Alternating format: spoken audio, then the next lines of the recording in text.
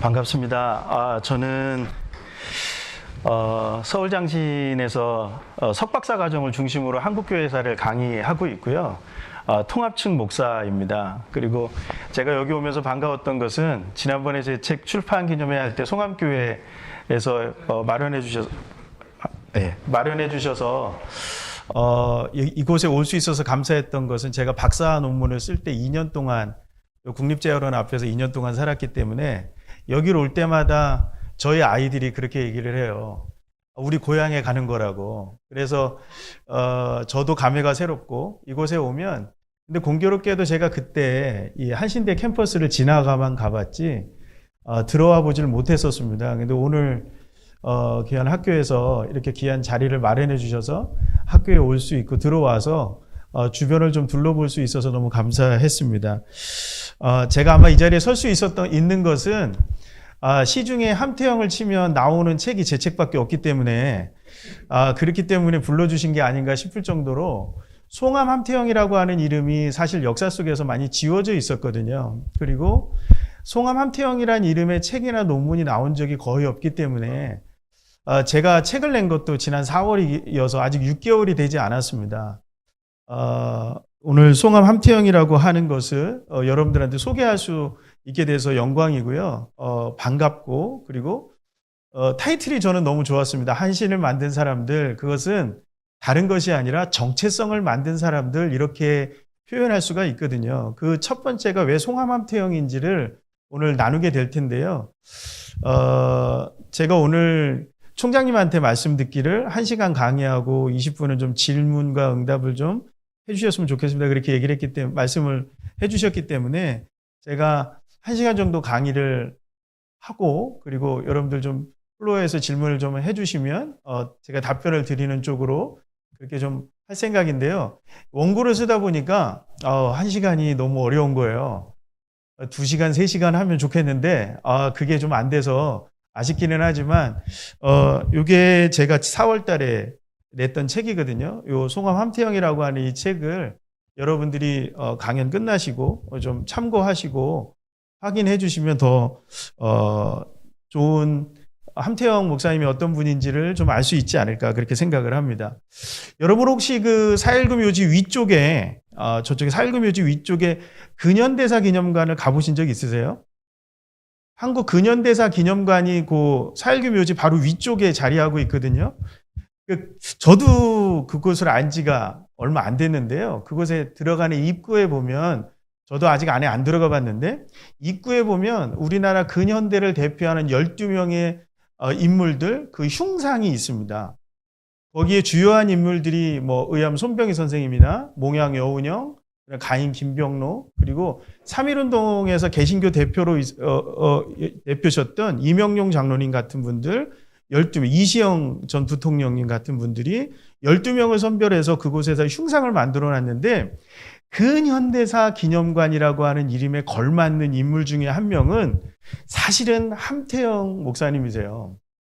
저는 한신이든 어디든 연동교회 가서도 그 얘기를 할 텐데, 근현대사를 대표하는 인물로 그곳에 인물을 선정한다면 당연하게 함태영이라고 하는 인물을 집어넣어야 되고 그곳에 흉상이 저는 있어야 된다고 저는 그렇게 믿어요. 그게 제가 함태영이라고 하는 인물의 연구를 하고 난 결과입니다. 그것은 왜 그러냐면, 우리가 근대라고 하는 것에 있어서 얘기할 때 근대라고 하는 의미는 단순히 시간적인 의미만을 이야기하지 않거든요. 학자들은 위키피디아라든가 두산동아백과 인터넷에 올라와 있는 사전에 보면 근대를 정의할 때 대개 시간적으로는 서양에서는 종교개혁부터 20세기 초까지를 근대라고 보고요.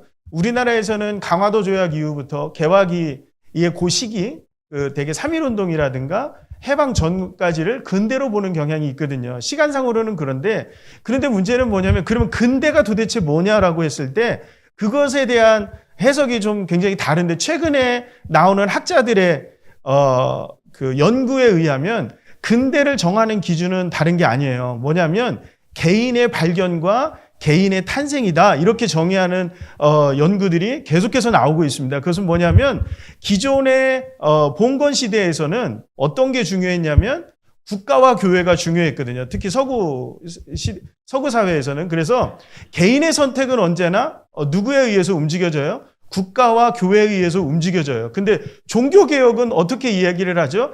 교회와 국가는 누구에 의해서 움직여져야 돼요? 개인의 선택에 의해서 움직여지는 거예요. 왜요? 하나님이 우리를 선택하실 때 한 개인을 부르셔서 그 개인을 통해서 역사하시기 때문에 그런 거거든요. 그러니까 하나님 앞에 단독자 개념.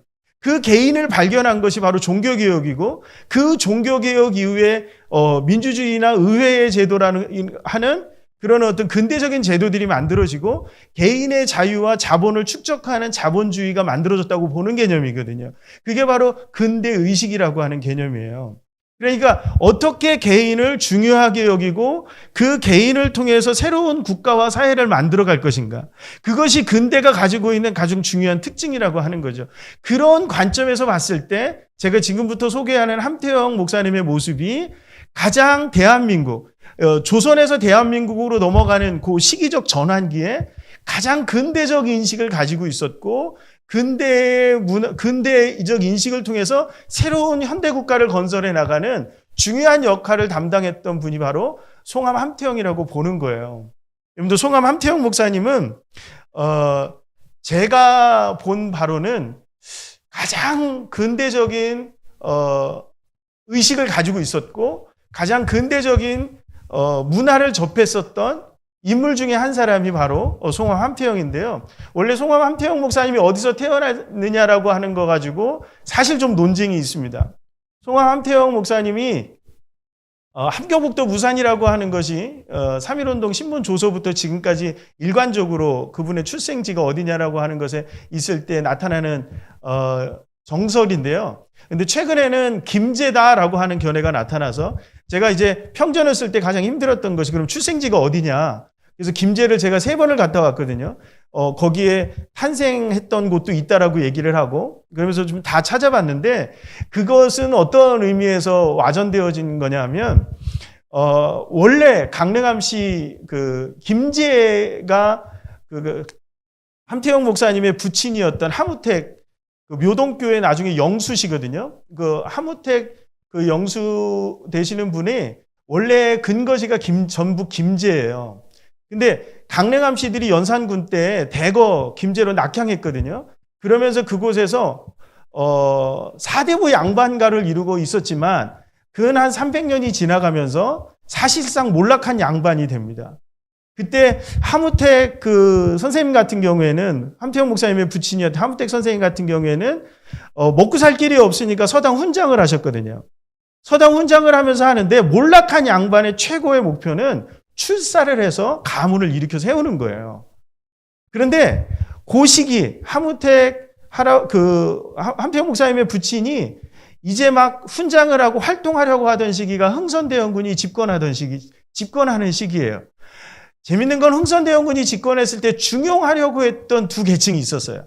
기존의 4대부 양반가들은 주류를 형성하면서 도저히 안 되니까 무반들, 그러니까 무인들과 그리고 또 하나는 서인들을 등용해서 새로운 어떤 지배계층을 형성하려고 하는 흥선대원군의 의도가 있었거든요. 그러니까 무과에 급제한 사람들이 출사를 할 수 있는 길이 열리는 거예요.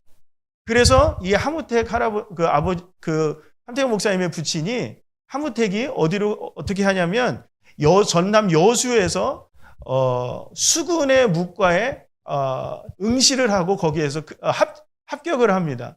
그래서 제가 이거를 어떻게 추적했냐면 수군이었던 그 무과의 급제자가 어떻게 함경북도 무산으로 갈 수 있었을까 의문이 있잖아요. 근데 우리가 잘 알고 있는 충무공 이순신을 보면 알 수 있습니다. 충무공 이순신이 수군에서 진행하는 무과에 합격했다가 저쪽 함경북도에 가가지고 거기에서 근무하거든요. 제가 보니까 함경북도 무산에서 태어난 것이 맞아요. 그것은 아버지의 근무지를 따라 이동했을 때 거기서 태어난 것이고요. 그리고 서당 훈장을 했기 때문에 한문을 알잖아요. 그러니까 한문을 알기 때문에 그 당시에 무과에 급제했더라도 글을 아는 사람들을 중용했던 그런 흐름들이 좀 있었어요. 그래서 1886년에 이 하무택이 중앙관직을 얻어서 올라옵니다. 그것이 함태영 목사님이 이제 한양으로 들어오게 되는 그런 계기가 되죠. 근데 1886년이면 우리가 잘 알고 있는 것처럼 이미 개화가 이루어졌고 그 안에 명성황후라든가 여흥민씨 세력의 극도의 부패가 일어나던 그 시기였어요. 개화는 시작됐지만 정작 개혁은 이루어지지 않았던 시기. 그리고 1890년대가 들어가게 되면 극도의 부패라든가 가렴주구와 부패가 전국으로 만연되어지던 그런 시기거든요. 그것이 1894년에 동학밀란이라고 하는 것으로 나타난단 말이에요.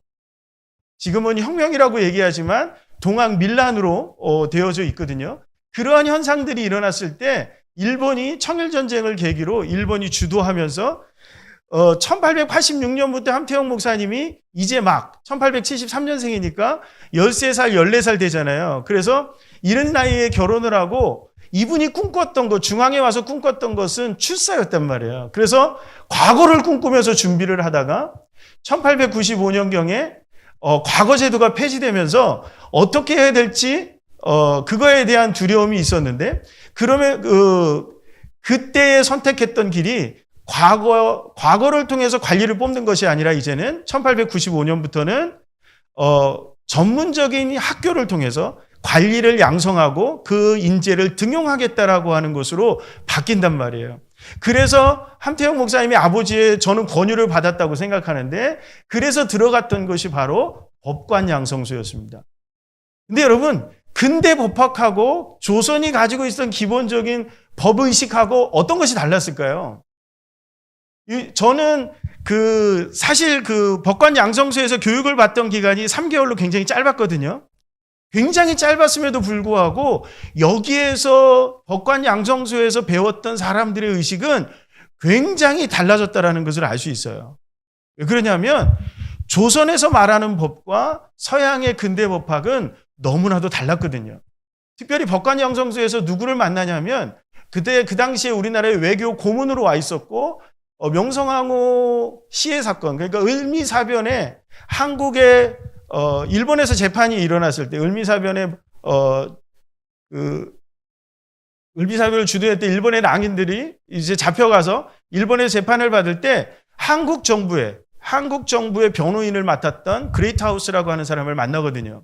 샌프란시스코에서 변호사를 하다가 한국으로 들어왔던 사람인데 법률 고문이었고 외교 고문이기도 했습니다.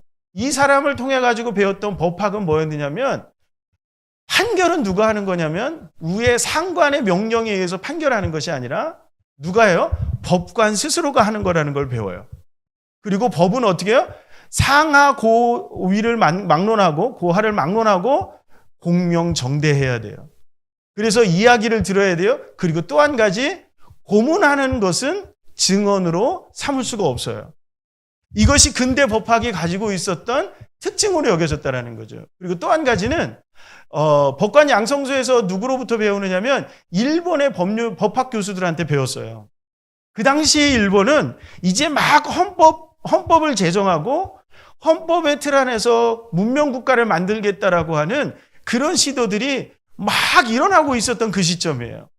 그랬을 때에 근대 문명국가는 어떤 국가라고 하는 인식을 심어뒀냐면 법치국가라고 하는 인식을 심어줬다는 거죠.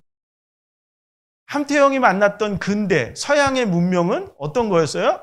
법치가 나라를 움직이는 거였어요. 법이라고 하는 것 안에서 모든 개인은 평등하다라고 하는 것을 배웠어요. 그 짧은 기간 동안에. 그리고 법의 심판은 누가 하는 거예요? 내 위에 있었던 고위직 내 상관이 내리는 명령을 따라 하는 것이 아니라 내가 법관인 내가 스스로 내 상식과 법에 규정되어져 있는 것을 통해서 공명정대하게 하는 거였어요. 그게 그 당시에 그 법관 양성소 1기생 안에 누가 있었냐면 이준 열사가 있었거든요. 그래서 이준 열사가 법관 양성소 안에서 함태영 목사님이 가장 어렸고 이준 열사가 나이가 많은 쪽에 들어가 있었습니다. 다 몰락한 양반이었고 사실상 중산층에도 들어가지 못했던 그런 사람들이었거든요. 그런데 동일하게 그들이 배웠던 건 뭐냐면 우리가 근대 문명국가로 가야 된다라고 하는 의식이었어요. 그게 법치국가를 만든다라고 하는 의식, 이런 것들이 있었다라는 거죠. 나중에 해방이 됐을 때 이준 열사 기념사업회를 만드는데요. 그 초대 회장이 송암 함태영 목사님이셨습니다. 그리고 이준 열사의 묘가 네덜란드 헤이그에 있다라는 이야기는 이미 이준 열사가 돌아가셨을 때 이미 들었지만 묘가 어디에 있는지 아무도 몰랐거든요.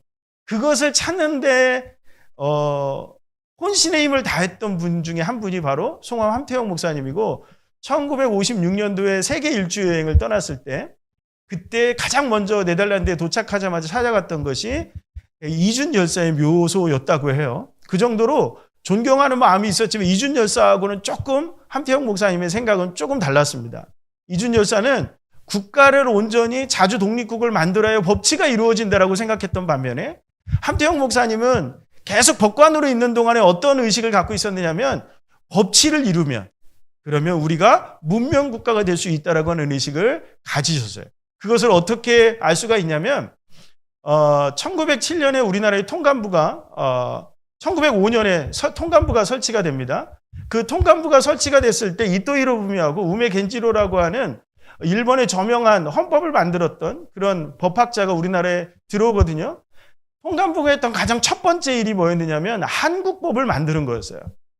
그러니까 일본의 내지법을 가지고 한국을 통치하겠다라는 개념이 아니라 한국법 자체를 가지고 한국법을 만들겠다라고 하는 의도를 이토 히로부미가 일단 보여줬단 말이에요. 이게 어떤 의도였는지는 조금 더 우리가 이토 히로부미의 여러 가지를 좀 통해서 우리가 살펴볼 수 있겠지만 아무튼 그 당시의 법관들에게는 한국법을 만든다라는 것 자체가 어떤 의미로 다가왔느냐면 우리가 자주국가가 될 수 있다라고 하는 의미로 다가왔단 말이에요. 그래서 이준 열사도 잠깐 법률기초국에서 한국법을 만드는 일에 헌신하게 되고 우리가 잘 아는 이시영 부통령도 이때 법률기초국에 있었거든요. 그때 한국법을 만드는데 모든 법관들, 대한제국의 법관들이 여기에 참여한다고요. 이게 1909년경에 이토 히로부미가 사실상 영향력을 잃으면서 이 한국법을 만드는 것이 좌절되면서 이것이 무너지는데 그것에서 우리가 함태영이 꿈꾸었던 근대 국가는 어떤 국가예요? 법치라고 하는 국가예요. 왜 제가 함태영을 근대인이라고 말하느냐면 함태영은 이 법치라고 하는 것을 통해서 근대를 접했습니다. 근데 판결을 내리는데 함태영이 오영익이라고 하는 사람, 경기도 관찰사의 오영익이라고 하는 사람이 비위가 있어서 그 사람을 조사하는 과정에서 함태영이 관찰사인 오영익보다 훨씬 더 직급이 낮거든요. 그러면 조선의 그 법의식으로는 조선 사람들의 성리학적 사고 아래서는 그 사람에게 함부로 신문을 하거나 하는 것이 쉽지 않은 거예요. 그걸 조사한다는 것이 쉽지 않아요. 그리고 내가 판결을 내리더라도 누구의 이야기를 들어야 돼요? 상관의 명령에 따라서 판결을 내리게 돼 있다고요. 근데 함태영 목사님이 1896년부터 검사가 되어진 이후에 대한제국의 검사가 된 이후에 판결하는 걸 보면 한 번도 상관의 명령에 의해서 판결하는 경우가 거의 없습니다. 자기 스스로 판결을 내려요. 심지어는 독립협회 사건이 일어났을 때 독립협회를 이렇게 억누르려고 하는 친러파들이 있었어요. 수구파라고 우리가 많이 얘기하는데 그 사람들에 의해서 독립협회가 왕실을 전복하려고 하는 음모를 꾸몄다라고 하는 것이 거의 확정되어지고 독립협회 사람들을 감옥에 가두고 기소하려고 하는 그때 그것을 무마시켰던 인물이 누구냐면 함태영이에요. 왜냐하면 조사를 해보니까 그 사람들을 조사를 해보니까 어때요? 이게 모함이라고 하는 것을 알게 된 거죠. 근데 그때 전화가 옵니다. 여러분들 그때 1899년경이니까 그때 전화가 몇 대가 있었을까요? 우리나라에. 우리나라에 전화가 몇 대 없었단 말이에요. 누구한테 전화가 왔냐면 고종 황제한테 전화가 왔어요. 그러면 여러분 어떻게 해야 되죠? 이 당시에 함태영에게 여전히 성리학적 세계관을 가지고 있는 함태영은 충군 애국이라고 하는 게 있단 말이에요. 그렇죠? 그런 것이 남아있을 법도 한데 고종에게 전화가 왔는데 그 사람들을 감옥에 가두라는 얘기를 할 때 전화기를 집어 던져버린다고요. 근데 이게 어떻게, 이거는 그냥 쟤 죽여 그러면 끝나는 거잖아요. 대한제국의 황제인데 그때는 왕이 아니라 황제이거든요. 근데 고종이 어떻게 넘어가냐면 전화기가 고장났나 봐 해서 무마돼서 이 사람이 살았어요. 그러니까 함태영의 의식 속에는 충군 애국이라고 하는 단어들이 점점 희미해지고 근대 법치라고 하는 것을 통해서 성리학 안에는 애국이 두 가지가 있거든요. 하나는 춘군 애국이 있고 하나는 위민 애국이 있습니다. 백성을 위하는 것도 애국이에요. 춘군 애국이 일반 사대부들이 가지고 있었던 그 기본적인 개념이었다라고 하면 성리학 안에서는 본래의 성리학 안에서는 위민 애국이라고 하는 것이 있어요. 이게 실학파들이 개화파들이 가지고 있었던 인식 중에 하나이기도 한데 함태영에게서는 어떤 것들이냐면 근대 법치주의라고 하는 것을 법학을 배우면서 위민 애국이라고 하는 것을 통해서 이게 사고의 전환이 일어나기 시작하는 거예요. 그러니까 1905년에 을사늑약이 맺어지면서 사실상 고종이 실각하잖아요. 춘군 애국이면 어떻게 해야 되죠? 부당하게 고종이 실각했단 말이에요. 고종이 부당하게 물러나고 세자였던 약간 정신적으로 어려움을 겪고 있던 순종이 황제가 됐을 때 그러면 이것은 어떻게 해야 되죠? 직을 내던져야 되잖아요. 근데 함태영은 직을 내던지지 않았다고요. 왜요? 지금은 왕의 지위가 흔들리는 것이 중요한 것이 아니라 법치국가를 빨리 만들어서 근대 문명국가로 나가야 되는 것, 이것이 중요했단 말이에요. 그런데 여러분 어떻게 되죠? 한국법도 좌절되고 나라는 어떻게 돼요? 나라는 1910년에 나라를 빼앗긴다고요. 근데 그 즈음에 한국법이 좌절되어졌을 때 그 송엄 함태영은 뭐가 되냐면 대심원 판사가 됩니다. 그러니까 대한제국 한국인 법관으로는 최고 고위직으로 올라가는 거예요. 지금으로 얘기하면 대법원 판사가 되는 거죠. 그 지위로 올라갔다고요. 여러분 그러면 이제 어떻게 되죠? 승승장구할 수 있는 거예요. 나라가 일본에 뺏긴다고 하더라도 이게 위민애국이니까 내가 법관으로서 사람들을 잘 돌봐주기만 하면 되는 거죠. 나라가 어떻게 일단은 그렇게 생각할 수 있는 여지도 있는 거예요. 법관으로서는. 그런데 그 즈음에 법관으로 대심원 판사가 될 그 즈음에 함태영에게 갑작스러운 위기가 찾아옵니다.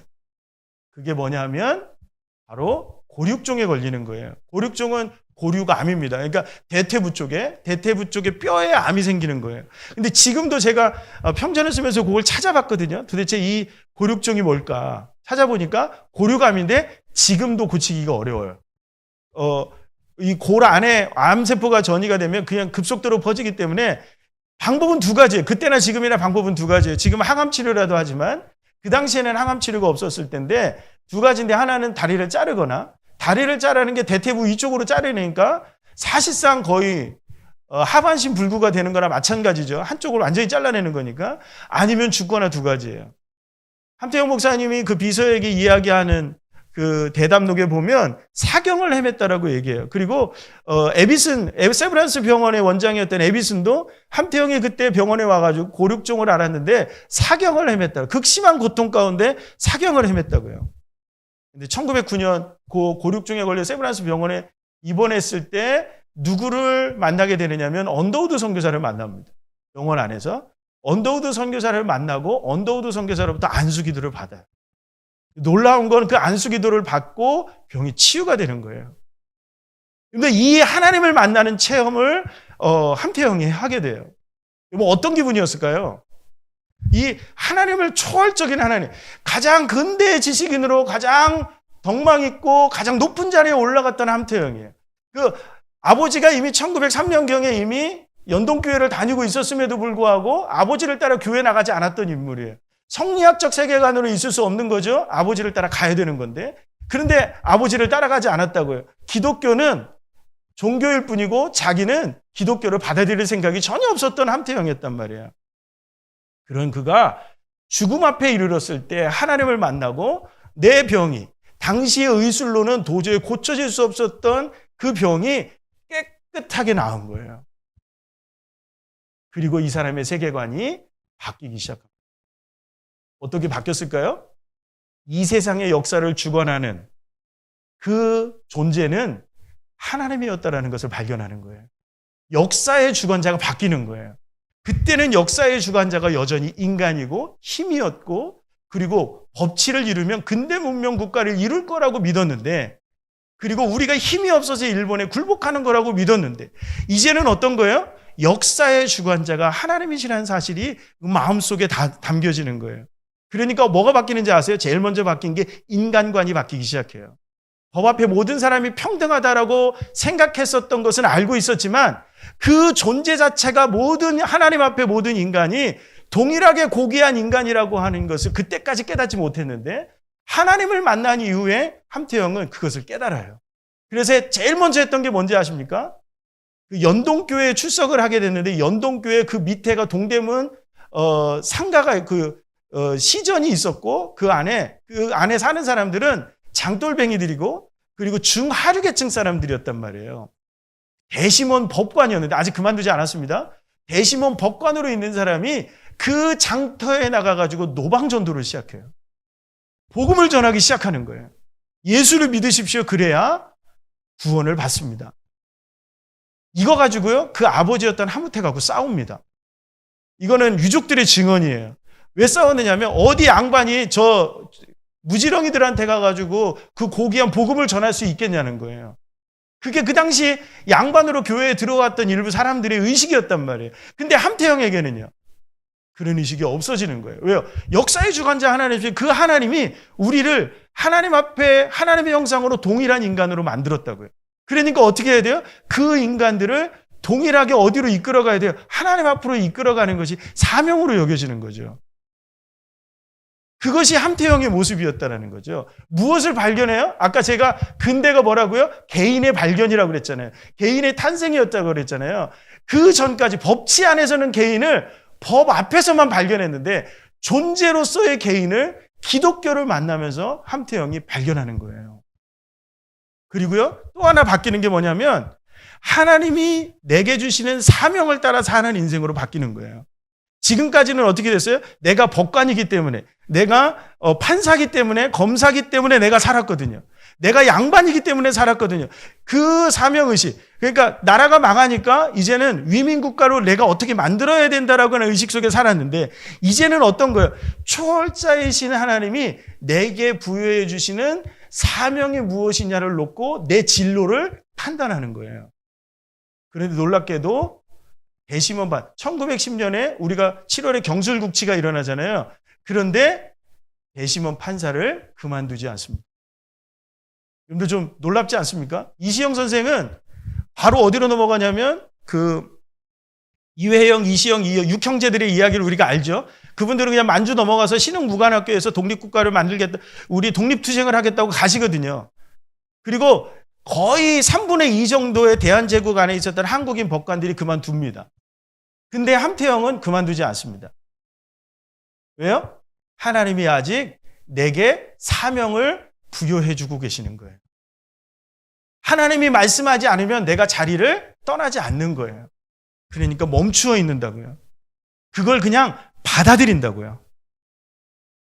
그리고 함태영은 1911년 백오인 사건이 일어났을 때 1911년에 백오인 사건이 일어나고 12년까지 함태영은 2심 법원 판사로 여전히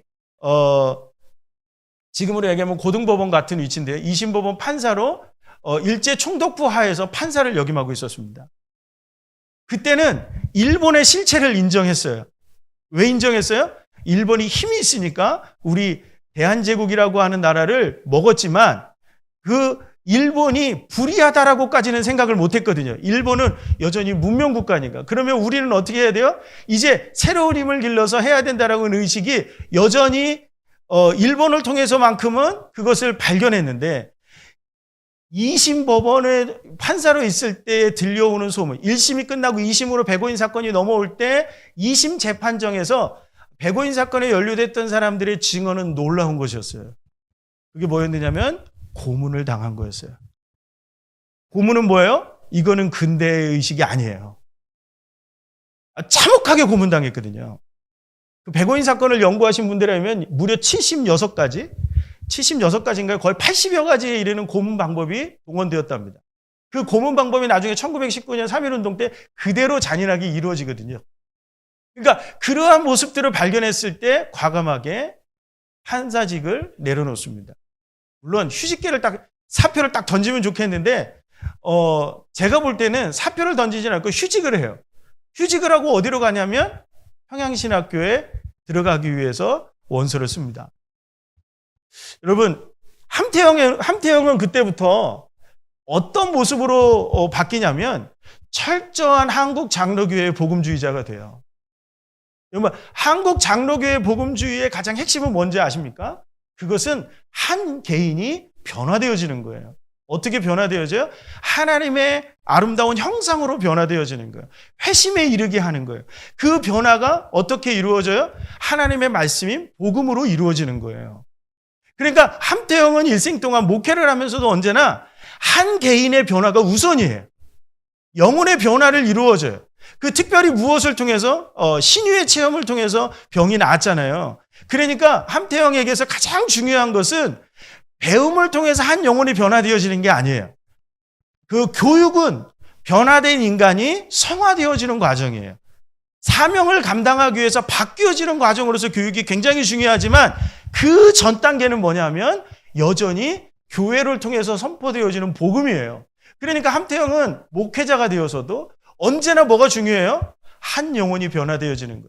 그래서 가는 곳마다 교회를 통해서 하는 것이, 첫 번째 하는 것이 전도대를 구성하고 그리고 반드시 부흥회를 열었습니다. 뜨거운 영적 체험을 통해서 한 영혼이 성령의 변화를, 역사를 통해서 변화되어질 수 있다라고 하는 뜨거운 그러한 어떤 신앙의 불길이 함태영은 한 번도 꺼진 적이 없어요. 그가 정치를 할 때에도 언제나 이 영적인 것들에 대해서 놓친 적이 없거든요. 그러니까 함태영의 신앙에 있어서는 가장 중요한 것이 한 근대적 인식에서도 한 개인이잖아요. 그러면 그 개인이 그냥 죄인으로서의 개인으로 남는 것이 아니라 어떤 개인이에요? 자유로운 하나님의 형상으로서 아름다운 개인으로 변화되어야만 어떤 국가를 만들어갈 수 있어요. 교육을 통해서 근대 문명 국가로 나갈 수 있다는 거예요. 그래서 함태영에게 중요한 건 세 가지입니다. 하나는 교회, 학교, 그리고 국가예요. 그래서 함태영의 일생에서 이 목회라든가 정치의 인생에서 가장 중요한 것이 바로 개인의 변화, 그리고 개인을 발전시키고 그 사명을 갖게 하고 그 사명을 갖게 해서 어디로 나가요? 그 복음을 가지고 복음적 세계관을 가지고 국가로 가는 거예요. 그래서 어떤 국가를 만들어요? 하나님 마음에 합한 국가를 만들어 가는 거예요. 그건 누가 한다고요? 교회가 하는 게 아니라 개인을 통해서 이루어지는 거예요. 그러니까 가장 중요한 국가의 단위는 여전히 개인인데 그 개인을 만들어주는 것이 교회요, 학교라고 보는 거죠. 그래서 연동교회에 갔을 때도 그렇고 청주제일교회에서 부임했을 때도 그렇고 어느 곳을 가든지 부흥회하고 전도하고 학교를 세워요. 학교를 만들고 학교를 발전시키고 학교에다 모든 에너지를 투입해요.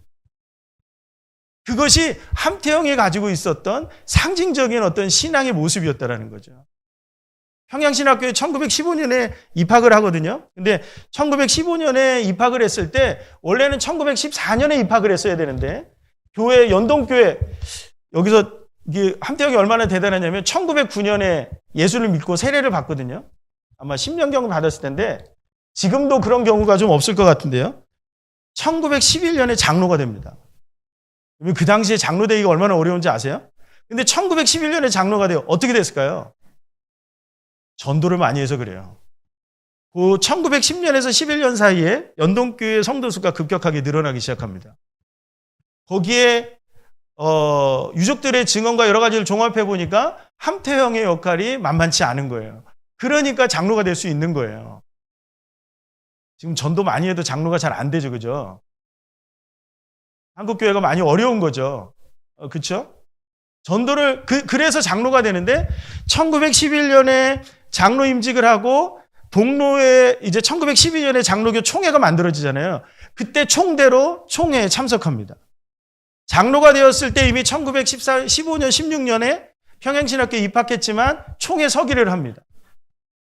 총회 서기는요, 다음에 2년 서기를 하면 다음에 회장이 되는 거예요. 총회장이 되는 거예요.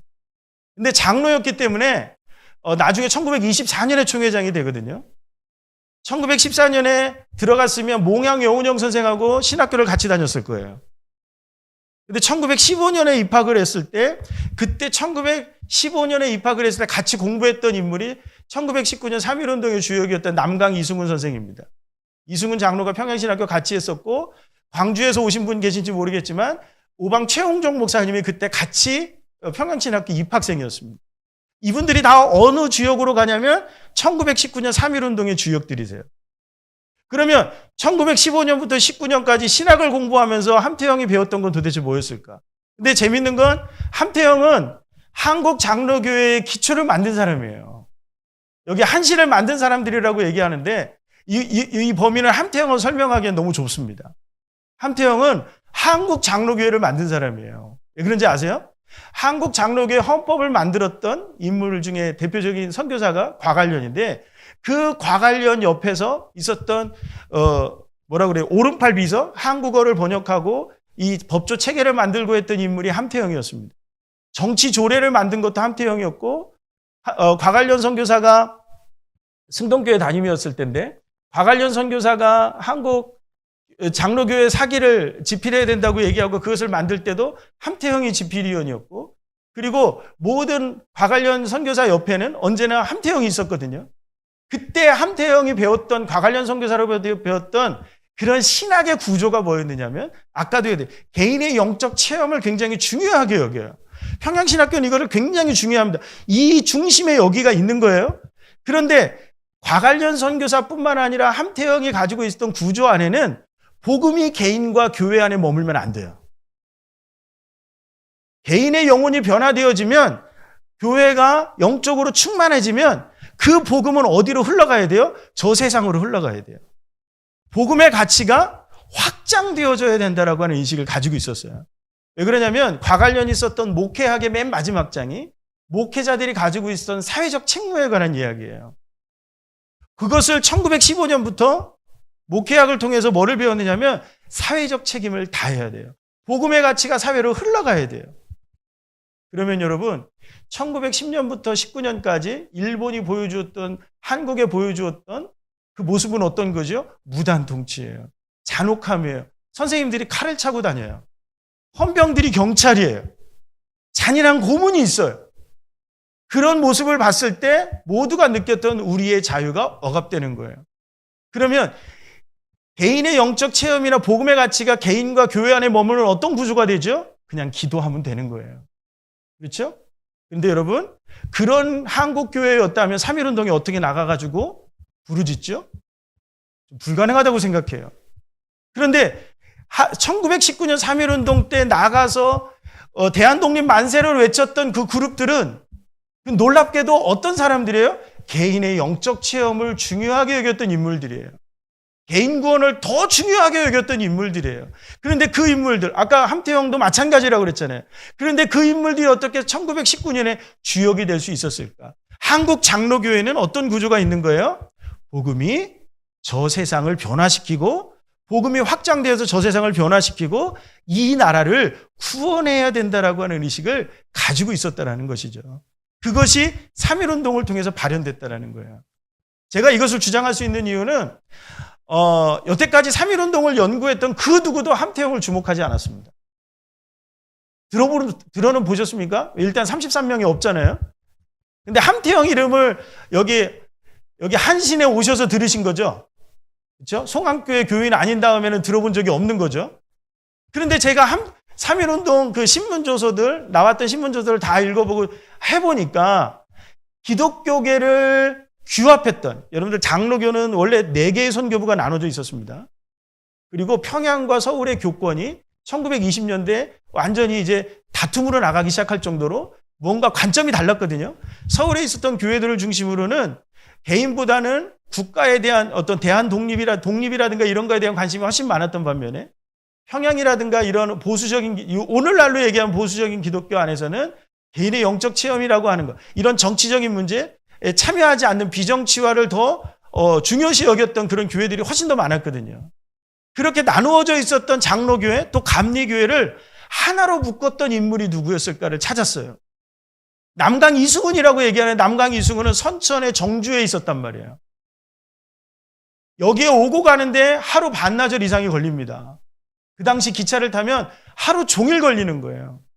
그런데 이승훈이 2월 10일경에 소남 의암 손병희 선생을 최린을 만나고 나서 선천으로 들어갈 때 누굴 만나냐면 함태영을 만나요. 남대문 교회 조사였던 함태영을 만나서 부탁합니다.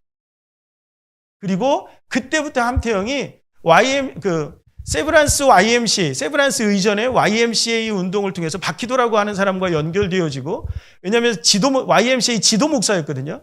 YMCA를 통해서 감리교를 만나게 되고 규합하는 역할을 한단 말이에요. 그리고 또 한 가지, 길선주 같은 인물들, 그리고 감리교의 신석구 같은 인물들은 정치 운동하는 것에 대한 부정적인 인식이 있었어요. 왜 우리가 아까 그랬잖아요. 이 복음주의 신앙에서 핵심은 이 세상의 역사를 주관하시는 분은 하나님이에요. 그러면 그 하나님이 알아서 하실 거예요. 그러니까 우리는 기도하고 예배 드리면 된다고 생각했단 말이에요. 그런데 함태영은 다르게 생각했어요. 하나님의 역사는 우리가 하나님 마음에 합한 삶을 살아갈 때, 그때 비로소 하나님이 우리에게 역사하실 거라고 믿는 거예요. 그걸로 누구를 설득하냐면 그 당시에 3.1운동의 그 거사, 3.1운동 거사가요, 불과 일주일 만에 완성된 거예요.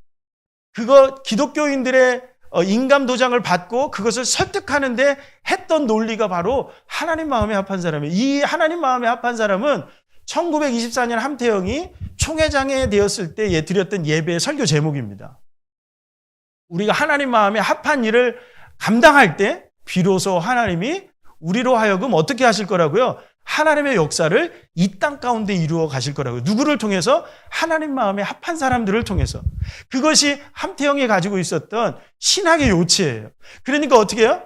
3.1운동을 펼쳐나가는데 좀 놀랍지 않습니까? 3.1운동? 저는 지금도 3.1운동 가지고 2시간, 3시간 막 얘기하고 싶은 게 있는데, 그게 뭐냐면 조직이 없어요. 3.1운동은.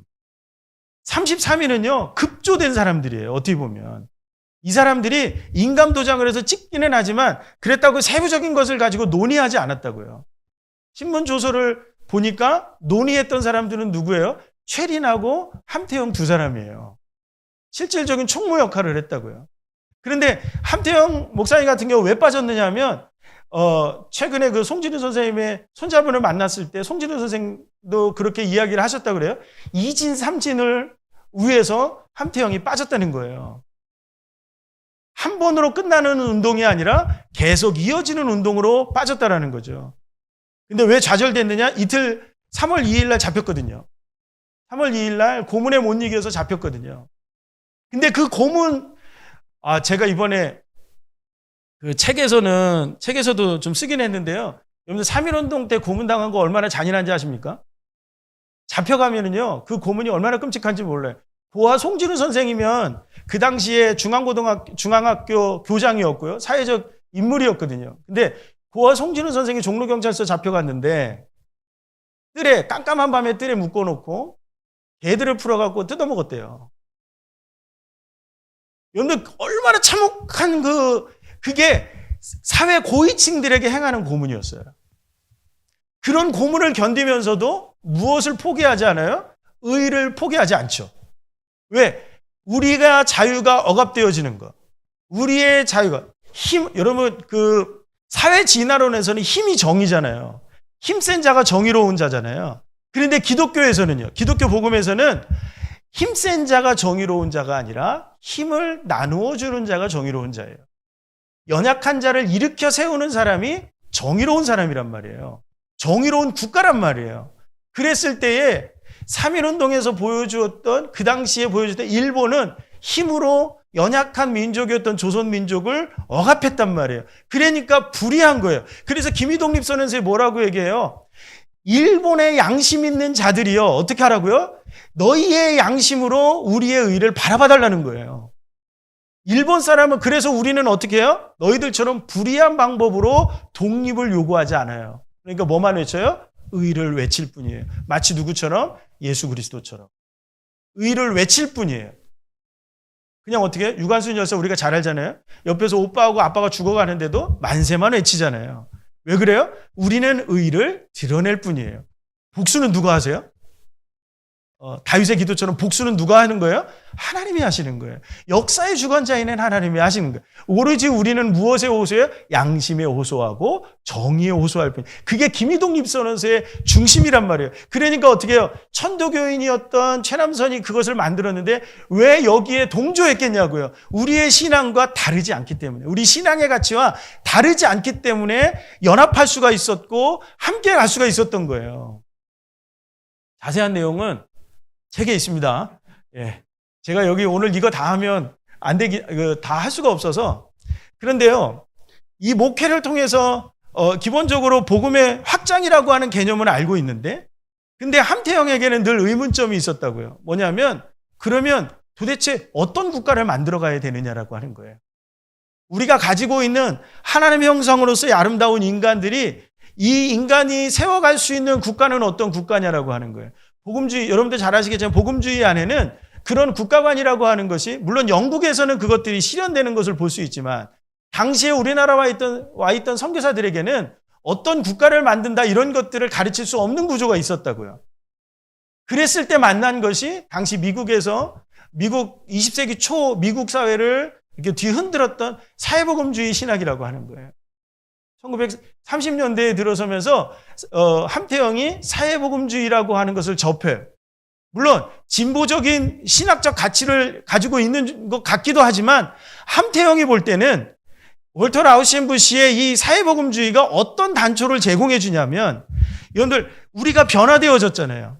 하나님의 앞에 변화되어진 인간으로 바로 섰을 때, 초월적인 하나님의 그 복음의 가치를 들고 세상으로 나갈 때, 그러면 세상 사람들, 믿지 않는 그들에게 죄가 무엇인지를 선포하고, 그래서 불의한 것과 정의로운 것을 이야기해야 되잖아요. 그럼 그게 뭐냐는 거예요.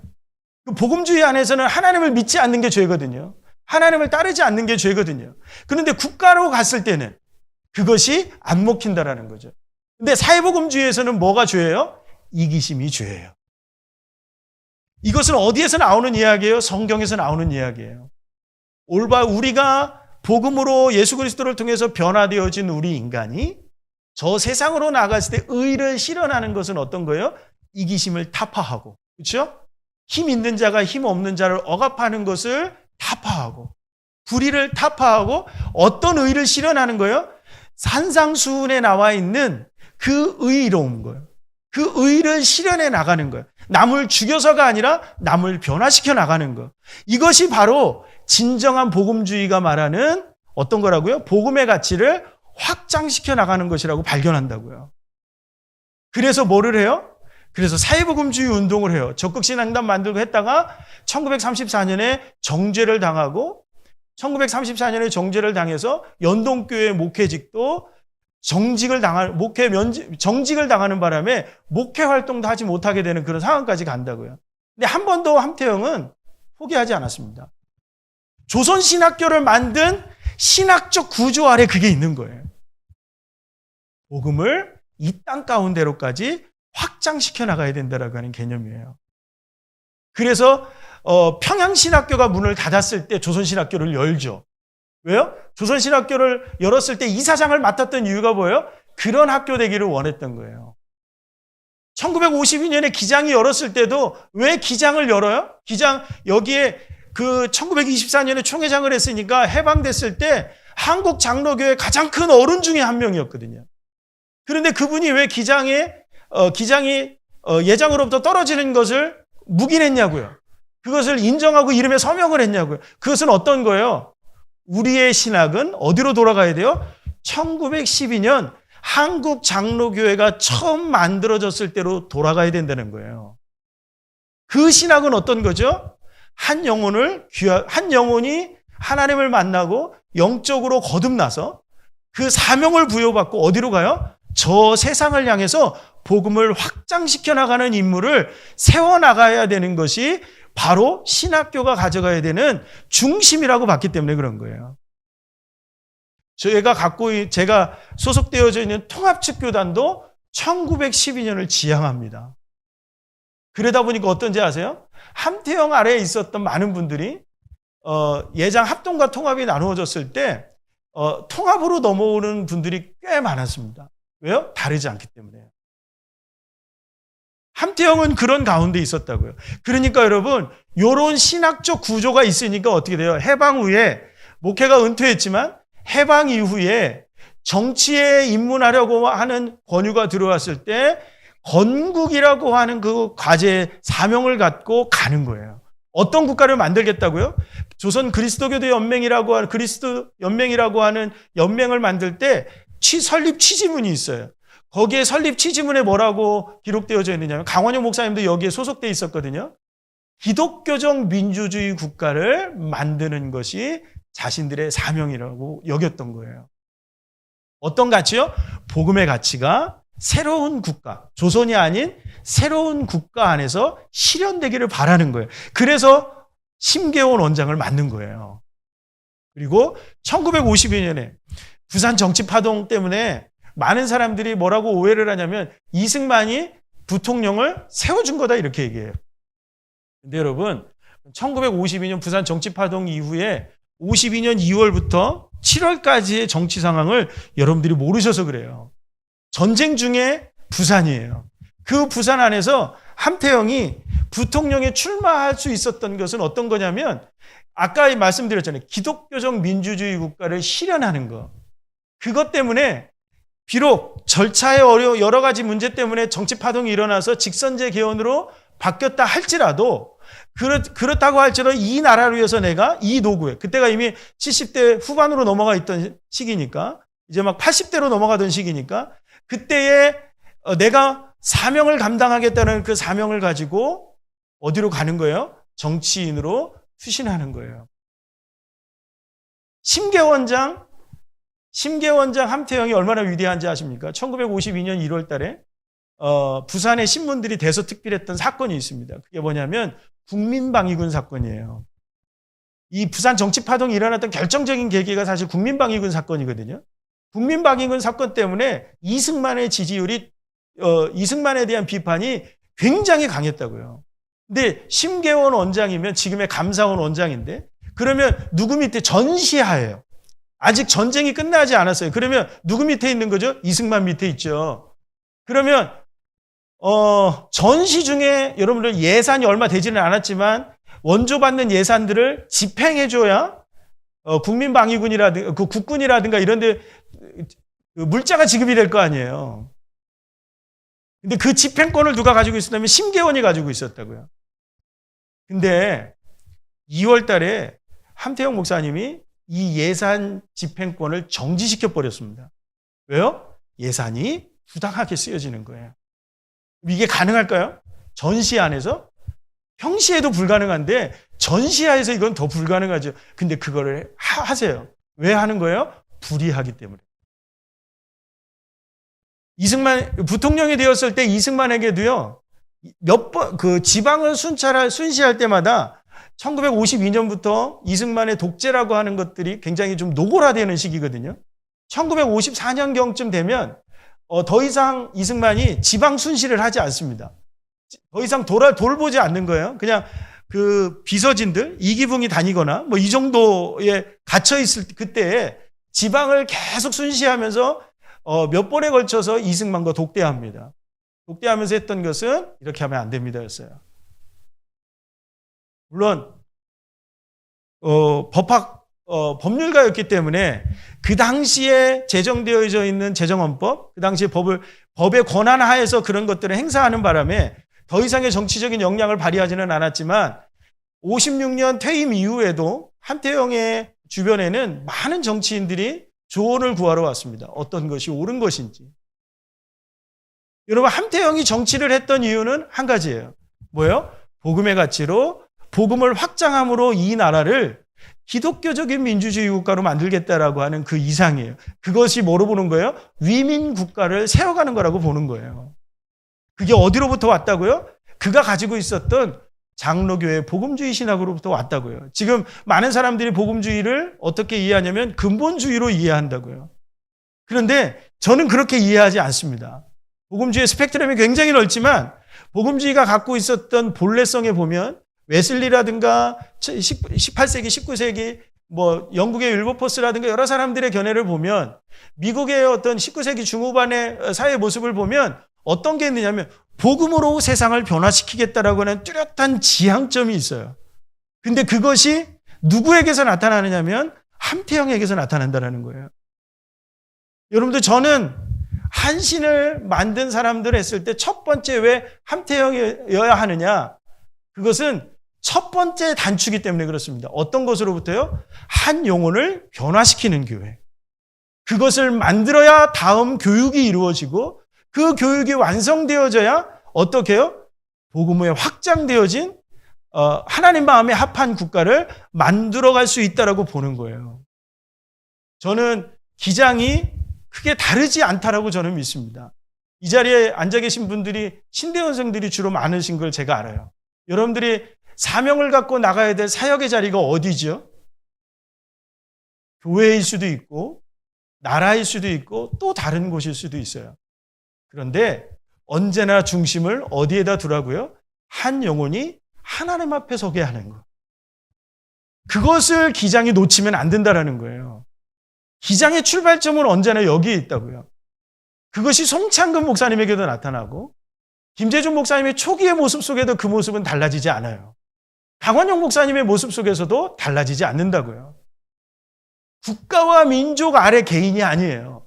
개인을 변화시켜야 국가와 민족을 변화시켜 나갈 수 있다고 믿는 것. 그것이 함태영 목사님에게 담겨져 있었던 신앙이고 신앙의 본질입니다. 그래서 어떻게 해요? 영적인 변화를 추구하는 거예요. 지적인 변화보다 지적인 변화는 그 다음이에요. 영적인 변화가 우선이에요. 그래서 함태영 목사님을 따랐던 분들은 절대 놓치지 않는 게 있어요. 그게 뭐냐면 한국교회가 초기부터 가지고 있었던 1907년 대부흥운동 때처럼 그 놀라운 영적 부흥의 운동들을 놓치지 않으려고 해요. 뜨겁게 기도하고 하나님의 앞에 부르짖어요. 그러나 거기에만 멈추지 않는다고요. 어떻게 해요? 삶을 변화시켜 나가고 가정을 변화시켜 나가고 어떤 가치로? 복음이라고 하는 가치로. 그러한 모습으로 나아갈 때 비로소 어떻게 해요? 이 사회가, 나라가, 세상이 바뀔 수 있다고 믿는 거예요. 왜요? 하나님이 역사를 주관하시는 주관자이시기 때문에 그렇습니다. 역사의 주관자는 인간이 아니라 하나님이라고 하는 그 믿음. 그래서 어떻게 해요? 우리가 하나님 마음에 합한 모습으로 살아가야 된다라고 하는 믿음. 그게 바로 함태형을 설명하는 그런 단어라고 저는 생각해요. 여러분, 왜 이 시대에 함태형을 다시 끄집어내야 되느냐? 많은 사람들이 저한테 그런 질문을 했습니다. 그때 제가 그 답을 주었어요. 복음의 본질, 한국교회의 본질, 본래의 모습, 정체성, 그 모습이 함태형에게 있기 때문에. 그런데 오늘날 우리 한국교회의 모습은 어떤가요? 그 복음의 본질, 교회의 본래의 모습을 잃어버렸기 때문에 욕을 먹는 거예요. 어떤 사람은 국가에게로만 너무 집착되어져 있고 어떤 사람들의 에너지가 너무 교회로만 가 있다 보니까 복음이라고 하는 것이 한쪽에 고이니까 복음이 썩어버리는 거죠. 그러니까 이쪽에서도 타락하고 저쪽에서도 타락하는 거예요. 그러면 이제 우리는 어떻게 해야 되죠? 새롭게 한국교회의 정체성을 바로 세우고 그 본질을 회복해 나가기 위해서 노력해야 된다고 생각합니다. 그것이 통합 측에 있는 저의 과제이기도 하고 기장에 있는 여러분들의 과제이기도 하다고 저는 그렇게 믿어요. 왜요? 한국교회의 출발점이 다르지 않기 때문에 그렇습니다. 에큐메니칼은 어떤 거로부터 에큐메니칼이에요? 복음의 가치로부터 에큐메니칼이에요. 교회의 가치가 훼손되어지면 안 되는 거예요. 그리고 그 안에 담겨져 있는 복음의 확장이 달라지면 안 되는 거죠. 그런 의미에서 저는 여러분들이 한신을 만드는 사람들을 연구하셨으면 좋겠어요. 제발 이제 그 서점에 제 책만 이렇게 함태형의 이름이 제 책으로만 도배되지 않았으면 좋겠습니다. 여러분들 누군가는 쓰셨으면 좋겠고 여러분들 누군가는 이 한신의 본래의 정체성이 누군지 그런 것들을 좀 여러분들이 계속 여러분들이 연구하셨으면 좋겠습니다.